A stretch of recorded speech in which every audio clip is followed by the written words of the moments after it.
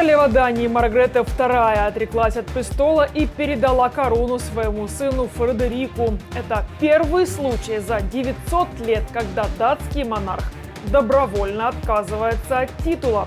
Королева правила 52 года. После смерти британской Елизаветы II, которая приходилась ей двоюродной сестрой, она стала самым долгоправящим монархом в Европе. С вами Нехта. Все самое важное и интересное на этот час. В Конгрессе США договорились о новом временном бюджете, чтобы избежать остановки работы правительства. Во время удара по аэродрому Сааки в оккупированном Крыму был ликвидирован подполковник армии РФ. То есть удар был нанесен по командному пункту, там погиб, естественно, управляющий состав. Более 20 регионов России ощутили последствия коммунального коллапса. Накануне 120 тысяч человек в Новомосковске остались без тепла. Доброе утро, дорогие подписчики! Не проходите мимо. Если вы нас смотрите сейчас, поставьте лайк этому видео. Ваша активность говорит YouTube о том, что мы вам интересны. И это очень поможет продвижению наших видео. Итак, вперед к нам!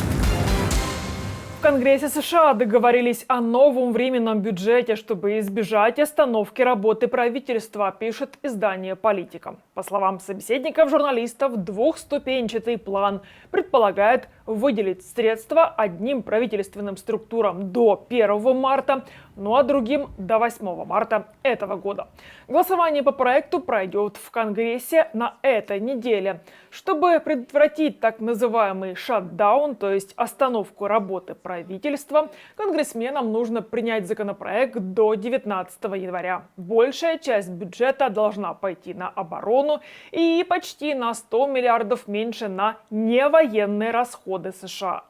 Структура бюджета на 2024 год, согласованная спикером Джонсоном и лидером большинства Шумером, в значительной степени соответствует общим показателям бюджета, которые были обозначены соглашением об ограничении долга. Его заключил президент Джо Байден с бывшим спикером Кевином Маккарти прошлым летом. Они установили финансирование обороны на уровне 886 миллиардов долларов, а финансирование невоенных расходов почти 773 миллиарда долларов. Республиканцы и демократы не могли согласовать окончательный бюджет, в том числе из-за споров по расходам на нацбезопасность. Президент Джо Байден запрашивал у Конгресса 106 миллиардов долларов на военную помощь Украине, Израилю, Тайваню, а также укрепление южной границы США. Республиканцы требуют рассмотрения этих вопросов отдельно. Хамас планировал теракты в Европе. Одна из целей – посольства Израиля в Стокгольме. Об этом сообщила израильская разведка. Для осуществления своих целей террористы закупали беспилотники, а также вербовали членов организованных преступных группировок в Европе. У Хамас есть собственная сеть боевиков в ЕС, которую координируют высокопоставленные командиры группировки из Ливана. Как утверждают спецслужбы Израиля, боевики планировали атаки на Ближнем Востоке, в Африке и Европе. В частности, в декабре прошлого года в Германии, Нидерландах и Дании были задержаны 7 членов Хамас, которые готовили нападение на евреев. Тем временем премьер Израиля Биньямин Нетаньяху заявил, его страна не закончит войну с Хамас без контроля над границей Газы с Египтом. Израиль должен взять под контроль приграничную зону, которую израильские военные называют Филадельфийским коридором, чтобы не допустить контрабанды оружия Хамасу в регион, пишет Wall Street Journal. Египет, в свою очередь, обеспокоен тем, что израильская операция может нарушить условия мирного договора 1979 года между двумя странами, который налагает ограничения на количество войск, которые обе страны могут разместить вблизи границ в этом районе. Для Израиля возвращение приграничного региона станет стратегическим ударом по Хамасу. Это позволило бы Израилю заблокировать туннели Хамаса в этом регионе, ограничить поток оружия и не дать боевикам покинуть сектор Газа и лишить группировку любого контроля над контрольно-пропускным пунктом. Для палестинцев это означало бы отказ от символа палестинского суверенитета. Это также может открыть дверь для сохранения Израилем долгосрочного контроля над границей после войны, изменив соглашение о безопасности с сектором Газа, которое существовало почти 2 десятилетия. Армия РФ сбросила бомбы на ангары с зерном в Волчанске Харьковской области. Оккупанты ударили 2 управляемыми снарядами по зернохранилищу и зданию, в котором обрабатывали зерновые культуры. Они разрушены, а урожай уничтожен. Обстрел произошел ночью. Никого, кроме обычных охранников, там не было. К счастью, обошлось без жертв. 2 управляемые авиабомбы разрушили зернохранилище и здание для обработки зерна. Следственно-оперативные группы и взрывотехники работают на месте. По факту очередного нарушения законов и обычаев войны расследуем уголовное производство. Во время удара по аэродрому Сааки в оккупированном Крыму был ликвидирован подполковник вооруженных сил РФ Александр Чернобривый. Он был заместителем командира 43-го отдельного морского штурмового авиационного полка. Российский офицер погиб во время ракетной атаки на аэродроме в ночь с 5 на 6 января. Тогда украинские силы обороны нанесли удар по командному пункту оккупантов в Крыму. То есть удар был нанесен по командному пункту. Там погиб, естественно, управляющий состав этого полка и люди, которые сопровождали его, по крайней мере, не люди, россияне, которые его сопровождали, как минимум несколько десятков человек. Опять же, как россияне подошли ко всем этим вопросам? Они взяли и закопали этот командный пункт, куда прошли наши ракеты, разбомбили его. Они даже не вытаскивали тел. То есть закопали, заровняли. И если еще сверху зальют бетоном, и будет у них еще одна стоянка. Вот примерно так они хоронят своих террористов. Депортированных украинских детей отправили на курсы по выживанию к белорусским военным. Пропагандисты телеканала «Беларусь-4» Могилев сообщили, 35 детей из города Антрацит в Луганской области, которые Россия оккупировала с 2014 года, отправили в белорусский Могилев.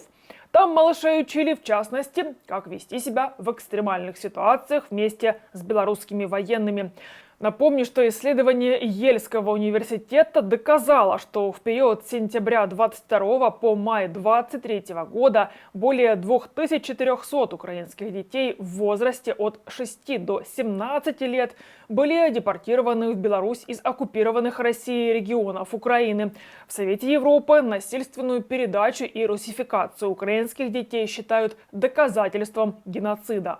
Интерес один – это переобучить, преобразовать детей и в последующем их вернуть на оккупированные территории. И понятно, что даже в случае освобождения, что мы верим, что освобождение произойдет, эти дети будут проповедовать совсем другие нарративы, совсем другую идеологию. Они будут воспринимать Украину как не свою родину, не как свое государство, а будут смотреть именно с точки зрения российских интересов. Ведь даже Алексей Талай, который обвиняется в организации совершения этих действий, фонд Талая, в отношении которого Генеральная прокуратура Украины уже возбудила уголовное дело, он говорит про большую родину от Бреста до Владивостока. То есть, он абсолютно российский империалист. Он заинтересован в том, чтобы кругом была одна Россия. Это является главной целью. Лукашенко действует в рамках союзного государства Беларуси и России. Он является председателем Высшего государственного совета союзного государства. Именно под крышей союзного государства он и осуществляет перемещение, нелегальное перемещение украинских детей с оккупированных территорий на территорию Беларуси. Открытый огонь на складе Wildberries в Петербурге потушили. На это потребовалось больше 30 часов, хотя склад все еще продолжает дымить. Следственный комитет РФ возбудил уголовное дело. Среди версий – неисправность проводки, умышленный поджог и авария на электросетях. Пожар на складе Wildberries в поселке Шушары под Санкт-Петербургом начался утром 13 января. Площадь пожара составила около 70 тысяч квадратных метров. Оказалось, что огромный склад работал нелегально. Ущерб от пожара может составить 10 миллиардов рублей. Сгоревший склад в поселке Шушары 2 года работал нелегально. И в Госстройнадзоре Петербурга не знали о его работе. Не было заявки на ввод в эксплуатацию. У них заключение о соответствии было выдано в 2022 году, а дальше застройщик сам подает заявку. Вообще с такими бумагами они не должны были работать без разрешения. 120 тысяч человек, 372 жилых дома, 10 школ, 16 детских садов и больница остались без отопления в городе Новомосковск Тульской области. Температура на улице опустилась до минус 13 градусов. Местные жители начали жаловаться на остывающие батареи с самого утра. Как сообщают местные СМИ, отопление пропало из-за аварии на Новомосковской ГРЭС. Там поломался выключатель трансформатора. Специалисты пытаются восстановить работу, однако пока не получается. Жители пишут, что батареи в домах остыли. Уже более 20 регионов в РФ страдают от коммунальных проблем в большие морозы. Накануне десятки тысяч человек остались без света в Ростове. В Липецке тоже десятки тысяч без тепла из-за прорыва на магистрали. История, на мой взгляд, совершенно очевидная, что коррупция в этой сфере зашла настолько далеко, что это просто уже неконтролируемая история. И, между прочим, очень многие вот эти вот руководители и собственники предприятий теплоснабжения и те, кто делает ремонты, они все сидят в руководстве региональной «Единой России». И, как правило, вот была громкая история в Ярославле, в Рыбинске, где осенью арестовали прям целый букет руководителей местной «Единой России», которые вот воровали на перекладке этих теплотрасс. То есть, первое, денег достаточно, но коррупция. Это вот очевидная связка такая, и, видимо, к сожалению, будет трубы рвать еще сильнее. Ну и вторая история. Я традиционно всегда был не фанат вот этой советской системы централизованного теплоснабжения с огромным вот этим километражом труб. Потому что очевидно, что это очень тяжелое хозяйство, быстро изнашивающееся, подверженное коррозии. Война за туалеты отдельная для девочек и мальчиков. Губернатор Санкт-Петербурга и бывший охранник дачи Путина Беглов назвал новые цели так называемой СВО. Он отчитался о встрече с российскими военными в госпитале. Они, мол, своими глазами видели в Украине гендерно-нейтральные туалеты и поэтому знают, за что воюют. Тема нужников всегда свежа и актуальна у российских чиновников. Это вам не отсутствие отопления в минус 30. Войну и коммунальный апокалипсис всегда можно оправдать гендерно-нейтральными туалетами в Украине. Пост губернатора возмутил даже некоторых российских депутатов.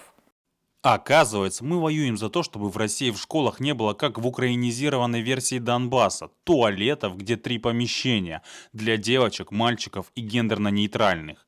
Во-первых, есть большие сомнения, что в школах на Донбассе были такие туалеты, а во-вторых, по данным Росстата, четверть россиян не имеет централизованной канализации, используя выгребные ямы и септики. Вот куда бы направить силы, которые уходят на борьбу с Западом и НАТО.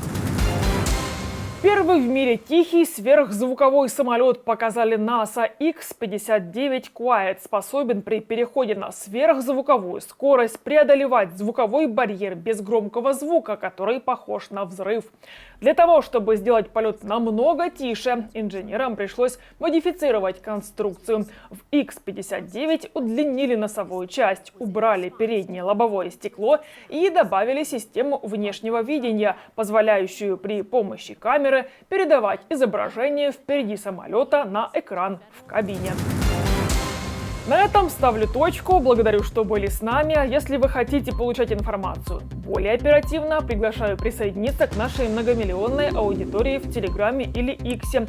Поблагодарить нас за работу можете с помощью кнопки «Спасибо» под этим видео или по ссылке в описании. До новых встреч, хороших новостей. Слава Украине! Живе Беларусь!